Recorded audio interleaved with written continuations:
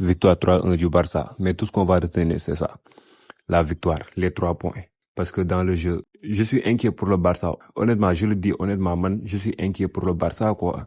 Match, damay xool score bi de, mais damay xool tamit physionomie match bi. Mais dans le contenu, ça reste à désirer. Le match du Barça, c'était très insuffisant. Mais le plus important, c'était de gagner le match pour essayer de se remettre en confiance après défaite bi jóge ci Classico. Mais je crois pas que Hansi Flick, il sera content après avoir vu la prestation de ses joueurs. Il y a beaucoup de choses qui peuvent expliquer cela. Déjà, Barça, c'est une construction de jeu. C'était limite. C'était très compliqué. Surtout sans Pedri. Pedri, honnêtement, Pedri, les gars, Pedri, il est trop indispensable dans le jeu du Barça. Il est trop indispensable.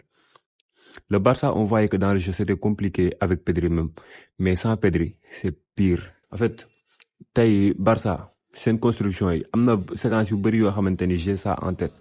Mais Barça de non perdre balle facilement, perdre yo xamanteni bi dalay won li bu don ak Pedri, ça se fera jamais puisque Pedri c'est un joueur bo xamanteni il donne le tempo.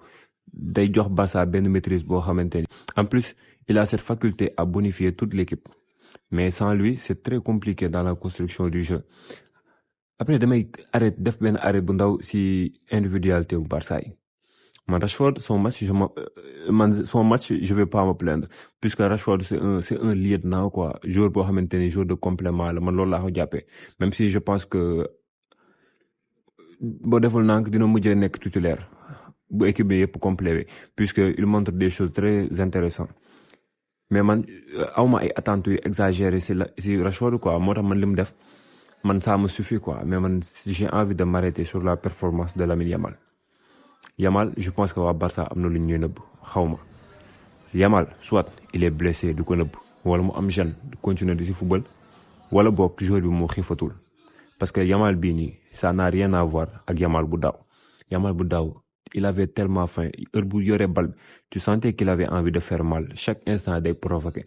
Mais Yamal bini, day yor bal yenn say 1 contre 1 sax Yamal du ko nango jé. Day yor bal bi testé bu affaire bu baaxul mu tourner passe taxawaat di dox dañ koy passe yoo xamanteni Yamal bu daw il n'a pas marqué beaucoup de buts mais amna yoo xamanteni bii nii daan na wane implication boo xamanteni tu sens que ce joueur il avait envie de faire mal mais tey amna benn bal buñ koy passe noonu Ferran Torres di ko passe comme Rashford la say kàjji bal bi ci kaw a kaw voilà da ngay xool langage corporel mais da ngay xam ni kii y a quelque chose qui va pas. J'espère que Barça bu dee dafa blessé dinañ jóg ci ay mbiram parce que Yamal bi moom normalement c'est lui qui doit te faire gagner des matchs et des compétitions mais avec ce Yamal là tu peux pas espérer grand chose. Honnêtement il n'est pas à 100%. Je sais pas ce qui se passe mais il n'est pas à 100%. Fermin Lopez bi nga xamanteni on peut dire que match yi passé moo nekkoon meilleur joueur du Barça tey aussi il n'a pas pesé ce match bi. Il n'a pas pesé sur le match. En gros daal si individualité Barça on peut dire que c'est ça. Barça s'en sort bien, mais dans le jeu, c'était pas si extraordinaire que ça. Je crois pas que Flick sera content de ce qu'il a vu. Mais les gars, moi aussi joueur, mais aussi je vais m'arrêter sur Hansi Flick. Hansi Flick, je sais pas. Il a des blessés, son équipe n'est pas complète. Mais boy san seran Barça, nga dan sentir patu coach bi, nga sentir équipe bi ni il y a une idée derrière. Tu sens qu'il y a une idée derrière. Mais tu sens que, voilà, def, ça ne fonctionne pas. Je trouve pas que Flick il arrive à se réinventer. Je sais pas, sensation bobla sentiment bobla je pense que Flick, les choses sont un peu compliquées pour lui. Mais je vais pas finir ce débrief sans parler de Elche. Elche aussi, il mérite ñu wax ci ñom. Honnêtement, Elche bu équipe Liga yépp meloon ni ñom.